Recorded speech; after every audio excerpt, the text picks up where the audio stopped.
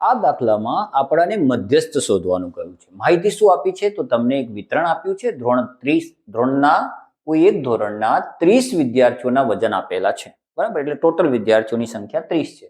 તો વિદ્યાર્થીઓના વજનનો મધ્યસ્થ શોધો. તો ભાઈ મધ્યસ્થ કીધું છે અને મધ્યસ્થનું આપણી પાસે એક સુંદર મજાનું સૂત્ર છે અને આનો ઉપયોગ કરીને આપણે આ દાખલાનો ઉકેલ શોધવાનો છે. તો મેં શું કર્યું છે? વર્ગો લખી દીધા છે. એની બાજુમાં એમની ધર્મપત્ની એટલે કે આવૃત્તિ એને પણ લખી દીધી છે, બરાબર. હવે તમને ખબર છે કે મધ્યસ્થ શોધવા માટે એક બીજી વસ્તુની જરૂર પડશે. કઈ વસ્તુની જરૂર પડશે? તો એને આપણે કહીએ છીએ સંચય આવૃત્તિ, ક્યુમ્યુલેટિવ ફ્રીક્વન્સી. સંચયનો મતલબ ભેગું કરવું.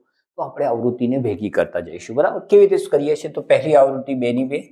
હવે એમાં બીજી એડ કરતા જઈએ તો 2 ને 3 5, 5 ને 8 13, 13 ને 6 19, બરાબર. આ રીતે પછીની આવૃત્તિ એમાં ઉમેરતું જવાનું છે. આ થઈ જશે 25, આ થઈ જશે 28 ને આ થઈ જશે 30. તો આપણને દરેક વર્ગની સંચય આવૃત્તિ પણ મળી ગઈ. હવે આપણે આ દાખલાનો મધ્યસ્થ શોધવાનું છે.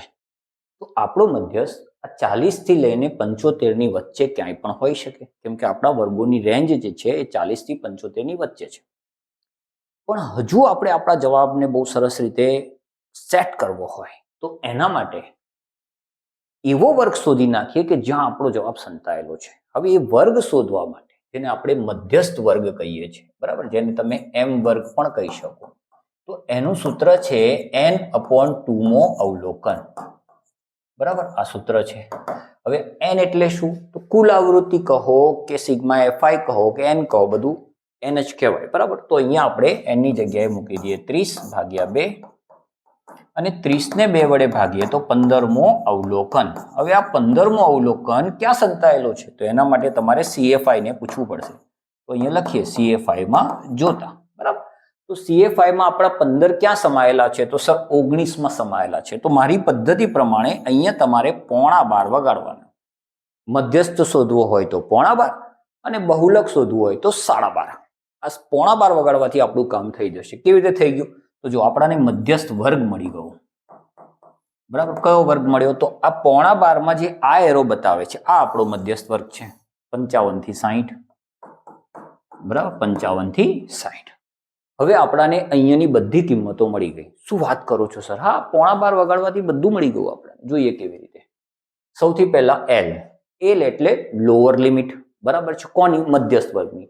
તો આ મધ્યસ્થ વર્ગની લોઅર લિમિટ કઈ છે? તો સર આ છે, બરાબર. પણ ના, ભૂલ નહીં કરવાની, બરાબર છે. આ કિંમત પણ જોઈ લેવાની. શું આ બંને સરખી છે? આ છે. તો પછી તમારે 55 લેવા. પણ જો સરખી ના હોય તો આ બંનેનો સરવાળો કરી 2 વડે ભાગીને તમારે L નક્કી કરવાનો. હાલ આપણા પાસે સરખી કિંમતો છે તો આપણો L થઈ ગયો 55, બરાબર. સર n/2 એ તો શોધીને બેઠા છે આપણે, આ રહ્યા જો, બરાબર. તો આપણે અહીંયા 15 લઈ લઈએ. હવે CF, તો CFI ના ખાનામાંથી મળશે. આ રહ્યું. પણ સર કયું? આ રાઉન્ડ કર્યું છે? ના, આ ઉપરનો એરો જે દેખાય છે એ આપણો CF કહેવાય, એટલે કે 13, બરાબર. અને F, તો આ જે FI ના ખાનામાં આ રાઉન્ડની બાજુની કિંમત છે એટલે કે આ 6, બરાબર. અને H, તો આપણને ખબર છે કેટલાનું અંતર છે? 5 નું, બરાબર છે. વર્ગોની ઊંચાઈ અથવા વર્ગ લંબાઈ, બરાબર છે. ઘણા બધા નામથી લોકો ઓળખે છે. તો અહીંયા આપણે 55 પ્લસ 15 માંથી 13 જાય તો થઈ જાય 2/6 ગુણ્યા 5. અહીંયા ભાગ ચલાવીએ તો 3 વડે ભાગ ચાલે છે એટલે અહીંયા થઈ જશે, ઉપર થઈ જશે 5 એકા 5 અને નીચે થઈ જશે 3. તમે 5 ને 3 વડે ભાગો, બરાબર છે. તો 5 ને 3 વડે ભાગો તો 1 પોઈન્ટ કેટલા આવે? 67. તો તમે કહેશો સર હું ભાગાકાર કરું છું ને તો 1.66 આવે છે. ધ્યાનથી જોજો, 1.66 નથી આવતા, 1.666666 આ રીતે આવે છે. અને આપણે 9મા ધોરણમાં પહેલા ચેપ્ટરમાં શીખી ગયા કે આવી કિંમતને આપણે કેવી રીતે દર્શાવવી જોઈએ, બરાબર. હવે આ કિંમતને આપણે આ રીતે પણ દર્શાવી શકાય, નો ડાઉટ, બરાબર છે. 100% રીતે દર્શાવી શકાય. પણ જ્યારે આવી રીતે ગણતરીમાં યુઝ કરતા હોય તો આપણે ખાલી પોઈન્ટ પછીના 2 જ આંકડા લેવાના, બરાબર. પણ જો ત્રીજો આંકડો 5 કે 5 કરતા વધારે હોય તો આગળના આંકડામાં એક ઉમેરીને લેવાનું. એટલે મેં અહીંયા 1.67 લીધું છે. આ ખાસ ધ્યાનમાં રાખજો, બરાબર. તો 55 માં હું 1 ઉમેરી દઉં એટલે એ 56 થઈ જાય. 56.67 એ મારો ફાઇનલ જવાબ, બરાબર. અને બીજી વસ્તુ, તમે એક વસ્તુને માર્ક કરો કે આ જે જવાબ આવ્યો ને એ આ મધ્યસ્થ વર્ગની વચ્ચે આવ્યો. 55 થી 60 નો આપણો વર્ગ હતો. બરાબર. આ જે ગણતરી આપણે કરીને બેટા એ એકચ્યુઅલી આ 55 થી 60 ની વચ્ચે આપણો એક્ઝેક્ટ મધ્યસ્થ કયો છે એ શોધવા માટેની આ ગણતરી છે.